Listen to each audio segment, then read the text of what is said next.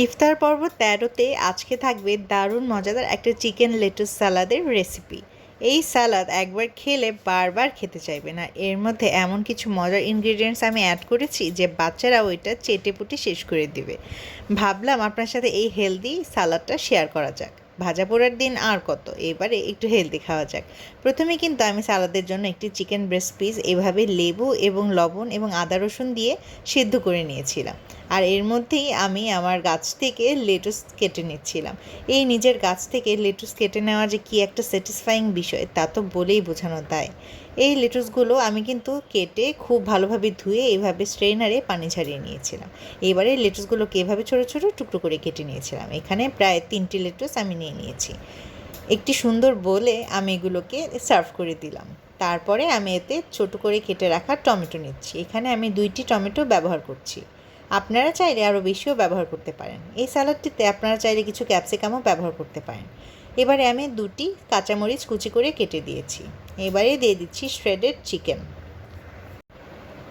ভালোভাবে চিকেনগুলো দিয়ে দেওয়ার পর কিন্তু আমি আরও কিছু ইনগ্রেডিয়েন্টস অ্যাড করব। এখানে আমি আজকে কোনো ক্যাপসিকাম ব্যবহার করছি না। আমি চেষ্টা করেছি খুবই সিম্পল ওয়েতে এটা তৈরি করে ফেলার, যেন আপনারা বাড়িতে ইজিলি তৈরি করতে পারেন। এবারে দিয়ে দিলাম কিছুটা গোলমরিচ। এবারে দিয়ে দিচ্ছি লবণ এবং গোলমরিচ আপনারা পরিমাণ মতোই দিয়ে দিবেন। এবারে দিয়ে দিলাম কিছুটা পার্সলে দেওয়া হয়ে গেলে এবারে দিয়ে দিচ্ছি প্রাণ টমেটো সস। এখানে প্রায় 2 টেবিল চামচ পরিমাণ ব্যবহার করছি। এইবারে দিয়ে দিচ্ছি মোস্ট ইম্পর্ট্যান্ট একটা ইনগ্রিডিয়েন্ট, আর সেটা হচ্ছে পেরি পেরি মেয়োনিজ। এটা কিন্তু খেতে দারুণ। Last but not the least দিয়ে দিচ্ছি লেবুর রস। একটা লেবুর হাফ আমি এভাবে কেটে রসটা নিয়ে নিচ্ছিলাম। এবারে 2টি কাঁটা চামচের সাহায্যেই আমি প্রথমে এগুলোকে একটু মিক্সিং করব। আপনারা আপনাদের পছন্দ মতো যে কোনো চামচের সাহায্যে এটাকে মিক্স করে নিতে পারেন। আপনাদের কিন্তু সালাদ বানানোর কাজ প্রায় শেষ।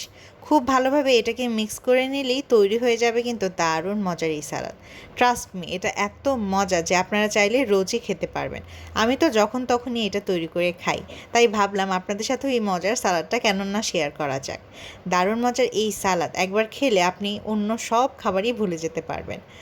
এবারে আমি সালাদটাকে পরিবেশন করে নিচ্ছি। 2টো লেবুর টুকরো দিয়ে পরিবেশন করে নিলাম মজাদার এবং হেলদি এই সালাদটিকে। আমি চেষ্টা করেছি খুবই সিম্পল ওয়েতে এটি দেখানোর জন্য এবং সাজিয়েছিও খুব সিম্পলভাবে। আজকের রেসিপিটি কেমন লাগলো আমাকে কিন্তু জানাতে একেবারেই ভুলবেন না। খুবই মজার এবং জুসি এই সালাদ একবার না খেলে কিন্তু একেবারেই মিস হয়ে যাবে। সবাই চেষ্টা করবেন একবার হলে অন্তত এই রেসিপিটি ফলো করার এবং বানিয়ে খাওয়ার। আশা করছি নিরাশ হবেন না। সবাই ভালো থাকবেন, সুস্থ থাকবেন। অনেক ধন্যবাদ আজকের ভিডিওটি দেখার জন্য।